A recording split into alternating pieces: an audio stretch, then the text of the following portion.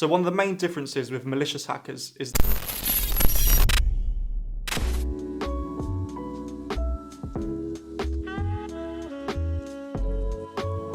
a lot of films depict hackers as these people who sit in the basement with their hoodies on, coding away all day and not really talking to anyone.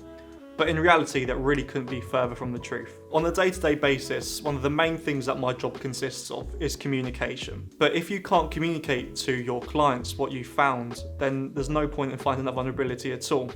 You need to be able to talk to executives, non-technical people, you need to be able to talk to the technical people and also other security professionals. And you need to be able to hit on every single level and get across the actual impact of a vulnerability. Because if you don't get across that impact, there's a chance that it might not actually get resolved. So the classic hacking image of a black screen and lottotype is actually quite relevant, it's quite true to what we actually do. You are working from the command line a lot, and you are also using a lot of different tools. When you become an ethical hacker, you're going to be hacking a lot of different things. One day you're going to be doing a web application, the next it might be a mobile app. Also, you might be trying to hack into some people's networks.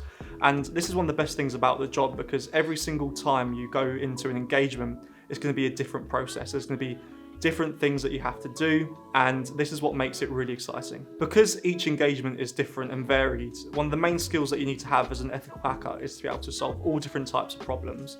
Each time you're going to be faced with a different challenge, and you have to work around it to basically reveal some sensitive information or to cause some logic errors. So I guess the main difference between malicious hackers and ethical hackers is permissions.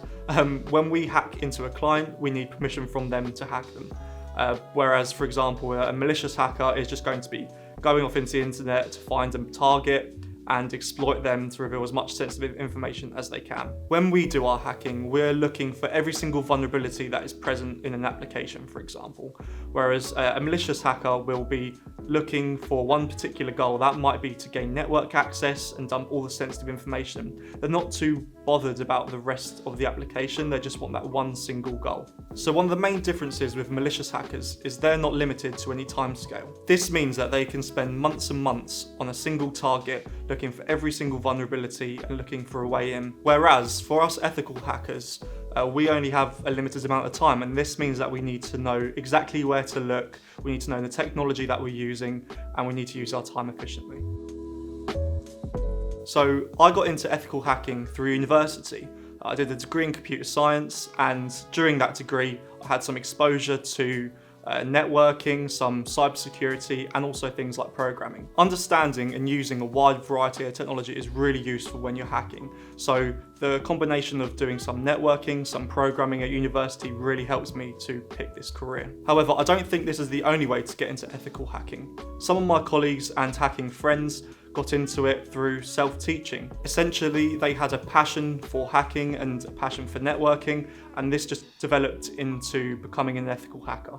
Having a background in technology is really useful when becoming an ethical hacker. Being able to understand things and being able to adapt to new technologies is essential. Also, certifications are a really good way to let your employer know that you're competent, and also you can show these to clients and they know that you're going to be able to do a really effective job on their system. However, there's multiple routes you can go for getting certifications. For example, Offensive Security offer really good certificates, and so do SANS. In this industry, certifications are expected, but you also need the skills to back them up. If you want to get into ethical hacking, there's some really good resources out there that you can use to set yourself apart from the rest. Try HackMe and Hack the Box offer pre-built labs that are intentionally vulnerable, and essentially these can help you build up your skills and increase your confidence, and also introduce you to some technologies that you wouldn't have seen before. The thing I love most about being an ethical hacker is that each day is different. Every client and every application is different, and this also introduces a new set of challenges. With them challenges, if you're able to successfully get into a network or successfully hack an app, it's one of the most satisfying things, and there is a really big eureka moment for all of these.